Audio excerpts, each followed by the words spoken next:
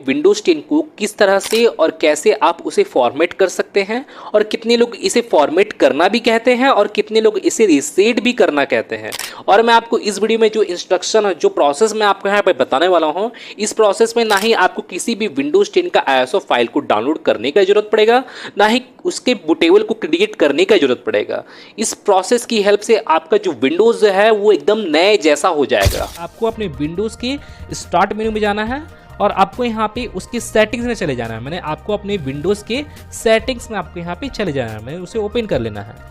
अब आप यहाँ पे देखोगे यहाँ पे अपडेट एंड सिक्योरिटी का आपको यहाँ पे ये ऑप्शन शो होगा, तो आपको इस ऑप्शन पे क्लिक करना है। और क्लिक करने के बाद अब आप यहाँ पे देखोगे यहाँ पे लेफ्ट साइड की ओर, लेफ्ट साइड के पैनल में आपको यहाँ पे रिकवरी का आपको यहाँ पे ये ऑप्शन आपको यहाँ पे शो होगा, तो आपको इस ऑप्शन पे आपको यहाँ पे क्लिक करना है। और इस ऑप्शन पे क्लिक करने के बाद अब आप यहाँ पे देखोगे यहाँ पे आपको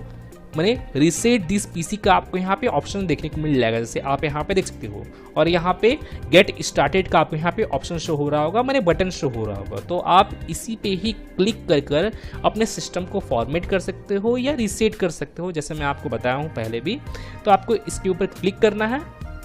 और क्लिक करने के बाद आपके सामने कुछ इस तरह का इंटरफेस शो होगा और आपके सामने यहाँ पे दो डिफरेंट आपको यहाँ पे ऑप्शंस आपको यहाँ पे शो हो जाएंगे। जैसे आप यहाँ पे देख सकते हो, यहाँ पे आपको 2 डिफरेंट ऑप्शन आपको यहाँ पे शो हो रहे होंगे, कीप माई फाइल्स और रिमूव एवरीथिंग। जैसे मैं आपको बता दूं कि अगर आप यहाँ पे सेकेंड नंबर ऑप्शन आप जैसे यहाँ पे देख रहे होंगे रिमूव एवरीथिंग, अगर आप इस ऑप्शन पे क्लिक करोगे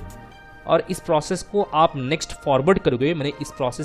इस ऑप्शन पे क्लिक करने के बाद, तो जैसे मैं आपको बता दूं कि यहाँ पे आपके सिस्टम में, आपके विंडोज़ में जो भी आपका इंपॉर्टेंट सेटिंग्स वगैरह आपके द्वारा किया हुआ होगा या इंपॉर्टेंट एप्लीकेशन वगैरह इंस्टॉल होगा या आपका कोई पर्सनल फाइल्स भी होगा, जो इंपॉर्टेंट डेटा है, इंपॉर्टेंट फाइल्स भी है, वो टोटली आपका यहाँ पे रिमूव हो जाएंगे अगर आप यहाँ पे रिमूव एवरीथिंग पे अगर आप यहाँ पे क्लिक करोगे तो। जैसे आप यहाँ पे देखोगे, यहाँ पे नीचे की ओर लिखा हुआ भी है removes all of your personal files, apps and setting। अगर आप यहाँ पे सेकंड नंबर ऑप्शन पे अगर आप यहाँ पे क्लिक करते हो तो, अगर बाय द वे आपका, जैसे मैं बता दूं कि अगर आपका विंडोज़ में किसी भी तरह का कोई भी इंपॉर्टेंट फाइल्स नहीं है या पर्सनल फाइल्स नहीं है और आप अपने सिस्टम को कम्प्लीटली आप यहाँ पे उसे रीसेट करना चाहते हो, उसे एकदम से नए जैसा करना चाहते हो, कोई भी डेटा वगैरह, कोई भी एप्लीकेशन वगैरह ना हो, जैसे नए कंप्यूटर खरीदने पे होता है, तो आप यहाँ पे डायरेक्टली आप यहाँ पे रिमूव एवरीथिंग पे आप यहाँ पे क्लिक कर सकते हो। और आप यहाँ पे देखोगे यहाँ पे आपको फर्स्ट नंबर ऑप्शन आपको यहाँ पे कीप माय फाइल्स का आपको यहाँ पे ऑप्शन शो हो रहा होगा। तो जैसे मैं इसके बारे में से मैं आपको बता दूं कि अगर आप यहाँ पे कीप माय फाइल्स पे अगर आप यहाँ पे क्लिक करोगे तो यहाँ पे आपका ओनली आपका सेटिंग्स और यहाँ पे आपका जो भी ऐप्स है जो इंस्टॉल है वही आपका यहाँ पे रिमूव होगा, यानी ओनली आपका यहाँ पे वही रिमूव होगा। और यहाँ पे आपकी सिस्टम में कोई भी पर्सनल फाइल्स वगैरह हैं, अगर सिस्टम में आपको कोई भी इंपॉर्टेंट फाइल या इंपॉर्टेंट डेटा वगैरह है या पर्सनल फाइल्स है, वो एज इट इज़ वैसा ही रहेगा अगर आप यहाँ पे कीप माय फाइल्स पे अगर आप यहाँ पे क्लिक करते हो तो। जैसे यहाँ पे नीचे की ओर भी जैसे आप यहाँ पे देखोगे यहाँ पे लिखा हुआ भी है remove apps and setting but keep your personal files, तो यहाँ पे आपका जो फाइल्स है वो एज इट इज़ वैसा ही रहेगा। तो आप यहाँ पे अपने अकॉर्डिंग यहाँ पे दोनों में से कोई भी ऑप्शन को आप यहाँ पे सिलेक्ट कर सकते हो, मैंने क्लिक कर सकते हो। जैसे मैं यहाँ पे कीप माय फाइल्स पे यहाँ पे क्लिक करता हूँ क्योंकि यहाँ पे मेरे विंडोज़ में कुछ पर्सनल फाइल्स है, तो मैं उसे मैं नहीं चाहता हूँ कि वो मेरा रिमूव हो, तो मैं इसलिए मैं यहाँ पे पहले वाले ऑप्शन पे यहाँ पे क्लिक करता हूँ।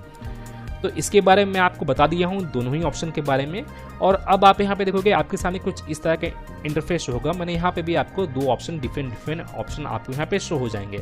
तो यहाँ पे जो पहला ऑप्शन है क्लाउड डाउनलोड का और यहाँ पे लोकल रीइंस्टॉल का ऑप्शन आपको यहाँ पे शो हो रहा होगा। अगर आप यहाँ पे, जैसे मैं आपको बता दूं कि अगर आप यहाँ पे पहला जो ऑप्शन है क्लाउड डाउनलोड, अगर आप यहाँ पे इस पर क्लिक करोगे तो मैं आपको बता दूं कि यहाँ पे जो आपका विंडोज़ जो है, जो विंडोज़ आपका रीइंस्टॉल होगा वो आपका क्लाउड की हेल्प से यहाँ पे रीइंस्टॉल होगा। मैं क्लाउड की हेल्प से यहाँ पे आपका जो विंडोज़ है वो इंस्टॉल होगा। मेरे कहने का मतलब ये है कि मान के चलिए कि आपका विंडोज़ का जो भी वर्जन है, अभी आपका जो भी वर्जन है और अभी रिसेंटली जो भी वर्जन आया हुआ है, लेटेस्ट जो वर्जन जो आया हुआ है, अगर आप यहाँ पे क्लाउड की हेल्प से आप यहाँ पे इंस्टॉल करोगे तो यहाँ पे जो आपका लेटेस्ट वर्जन जो आया हुआ है वो आपका यहाँ पे इंस्टॉल होगा, अगर आप यहाँ पे क्लाउड की हेल्प से अगर आप यहाँ पे इंस्टॉल करते हो तो।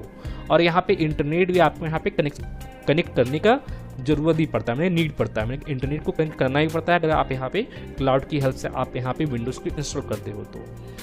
तो ये मेरा पहला ऑप्शन हो गया, जिसके बारे में जैसे मैं आपको बता दिया हूँ।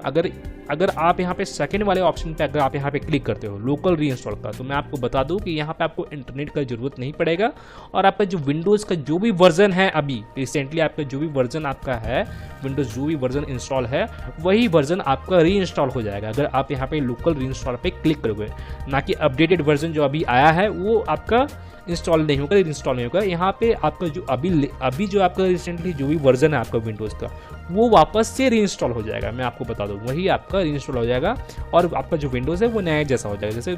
लैपटॉप या कोई पीसी अगर आप नए में खरीदते हो तो जैसा भी आपका विंडोज़ होता है नया जैसा जो होता है वो ऐसा ही हो जाएगा, लेकिन आपका